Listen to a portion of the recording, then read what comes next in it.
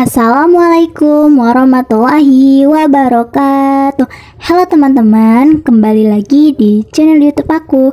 Nah, pada video kali ini aku ingin menyampaikan hasil percobaan mengenai koagulasi protein. Nah, alat yang aku gunakan untuk melakukan percobaan tentang protein ada gelas plastik, pipet tetes, sendok, dan garpu. Kemudian bahannya aku menggunakan telur mentah, cuka, garam, air, deterjen, dan alkohol atau hand sanitizer. Berikut gambar alat atau bahan yang sudah aku gunakan atau aku pakai.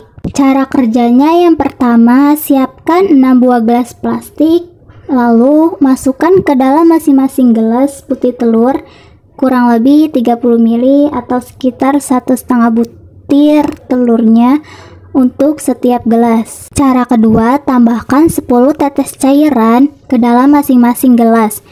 Wadah pertama ada cuka, wadah kedua deterjen atau sabun cuci piring, wadah ketiga ada alkohol, wadah keempat ada garam dapur, wadah kelima ada air, dan wadah keenam tidak ditambahkan apapun. Cara ketiga, kocok atau aduklah putih telur bersama bahan-bahan yang sudah ditambahkan gelas dari 1 sampai 5.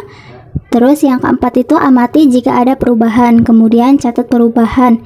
Yang kelima, panaskan campuran putih telur pada wadah kelima dan apa yang dapat diamati. Yang keenam, kocok cepat putih telur dalam gelas keenam, amati apa yang terjadi. Kemudian cara yang ketujuh, catat hasil observasi dengan cermat pada tabel. Nah, ini adalah hasil dari percobaan putih telur dicampur oleh cuka, deterjen, alkohol, garam dapur, air, dan tidak ditambahkan apapun.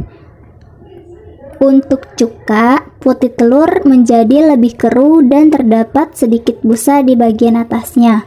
Kemudian untuk deterjen, putih telur seperti terdapat 2 lapisan, yaitu bagian atas keruh dan juga terdapat gumpalan putih sedikit berbusa, sedangkan bagian bawahnya seperti telur pada awalnya.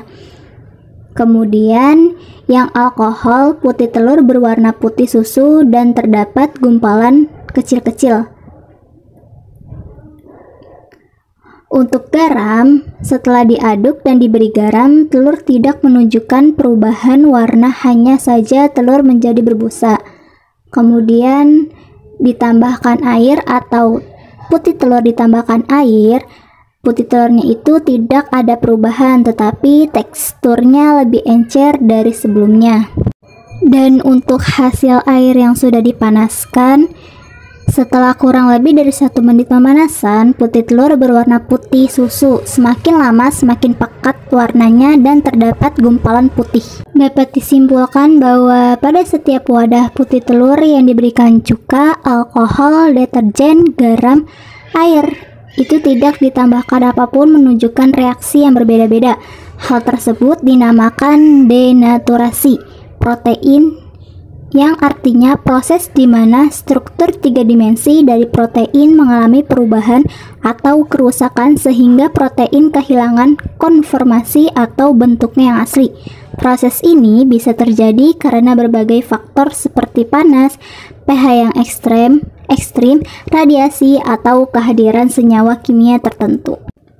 Nah, itulah hasil dari percobaan mengenai tentang koagulasi protein yang sudah kulakukan. Mohon maaf apabila ada kesalahan kata. Wabillahi taufiq wal hidayah. Wassalamualaikum warahmatullahi wabarakatuh.